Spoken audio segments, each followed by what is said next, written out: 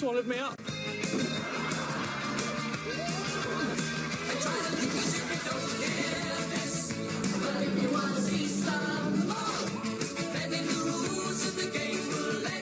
If it's meant to happen, it'll happen. It's better. Oh, that all went very well, I thought. Oh, it's just brilliant to watch. Really good. Oh, and the book, which you're calling a Mirannual. A Mirannual. Do you see what I've done? Yeah, I like that. Yes. I like that. Yeah. And it's when you look at that and you read this and then you know about you. I mean, it all happens to you. It's all real. Yeah, well, a lot of what's in the book isn't in the series because it just is too ridiculous, I suppose. So my real life stuff wouldn't make sense for the sitcom, so most of the sitcom it is made up. Yeah. So it's a bit of a weird...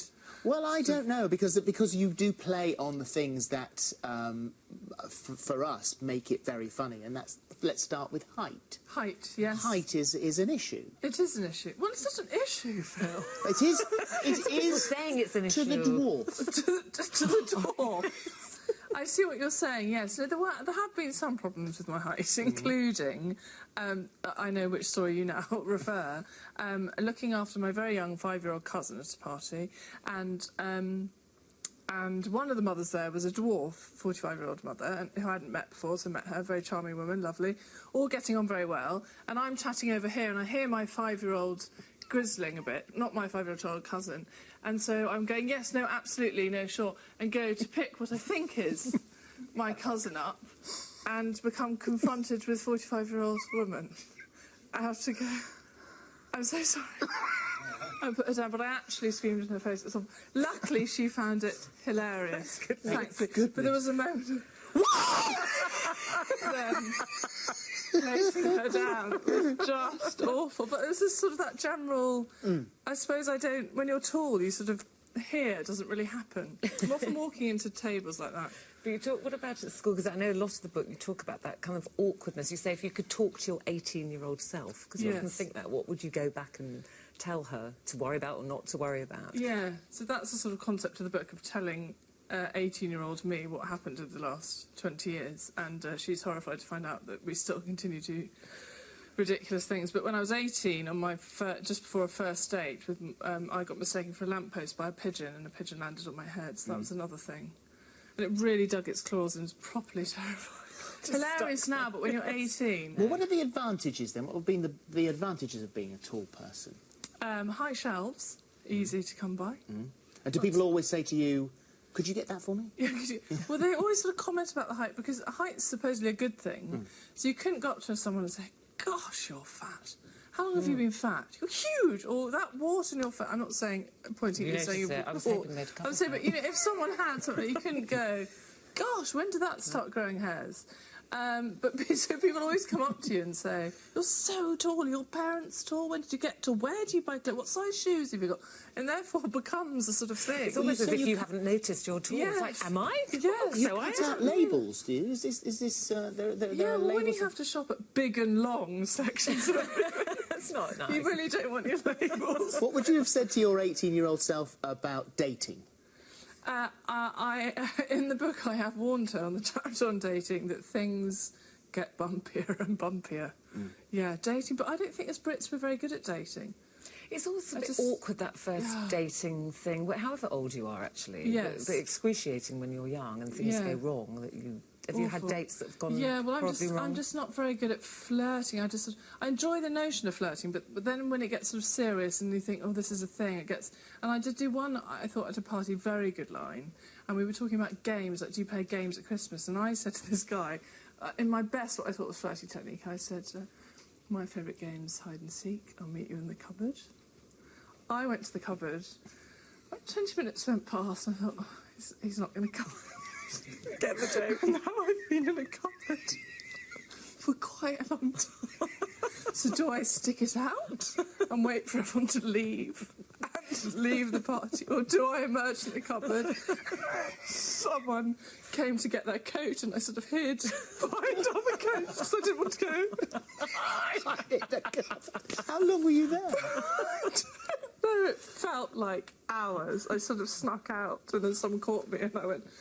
It's a lovely cupboard. I didn't know what disturbing there. But I thought that was quite sexy. That's quite a good line. In the cupboard. Yeah. Man's a fool. Yeah. Yes, what was the He'd be matter kicking with him? himself Exactly. now. That opportunity. I thought it was interesting you say about, you know, being kind of slightly awkward teenager, so tall, but you say the good thing with that is that you didn't have to get involved in kind of pretty girls club. Yes. And that, so you avoided all that beauty stuff and people talking about plucking their eyebrows. And Yeah. do you still feel that? You never feel you missed out on that whole Well, I think girly... I've realised that now, that it's actually brilliant never to have been the stereotypically beautiful one, because you sort of, because I then wanted to avoid discos and snogging and anything to do with men because I was so terrified and wasn't kind of beautiful, I then did things like started writing comedy and doing things. So I've sort of made this point that, you know, to teenagers out there who are thinking they're not beautiful, you know, it doesn't matter, because you'll grow into yourself and realise that we're all beautiful as we are as individuals. Well, you've made things harder on yourself. I mean, there have been times, because I don't know what it is that things do happen to you, Yeah.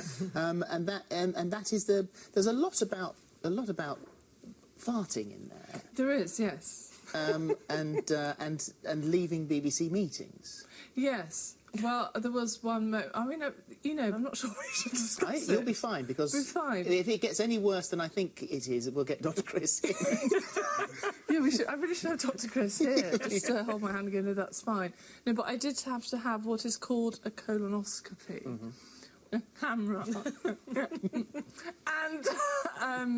And then I went to a meeting afterwards. I thought everything was safe. And I felt a little bit windy, and I thought, I think I should probably just excuse myself. So I went to the loo and didn't just break wind. And then I thought, right, to the extent that I actually had to take my trousers off. I mean, do you want me to carry on? Is this acceptable? Fair. Luckily, I had a paisley scarf, which I then thought, I will rock this as a sort of miniskirt. But I didn't realise it was see-through. Carry that off. Oh. They had a see-through element to it. So I came in and sort of made a joke about the fact that I just thought trousers are just so last century. I just rock this. So you left a BBC meeting in trousers and came back in a paisley scarf. She got the job. Oh, so good. She's funny. I can't She's believe I funny. still Yeah. work there. Now, have you finished recording the Yeah, series? just finished filming All third done. series, yes.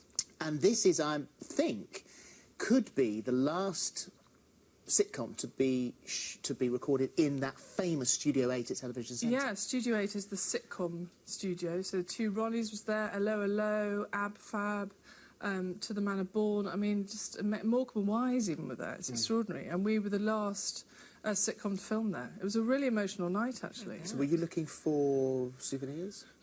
We were looking to potentially try and take things off walls. And I want the Studio 8 sign, you see.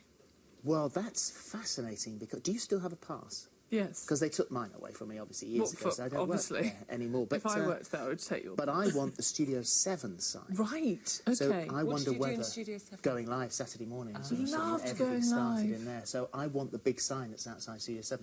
So maybe Do you think we're allowed we to... could pop in one evening One of an if evening? you've got your pass. Yeah, this is how rumours start. I think there's something she can add in the series. We could include this, Yes. couldn't we, in series 3? Oh, no, that's good. Breaking into the BBC. We'll make a date and I'll bring the screwdriver.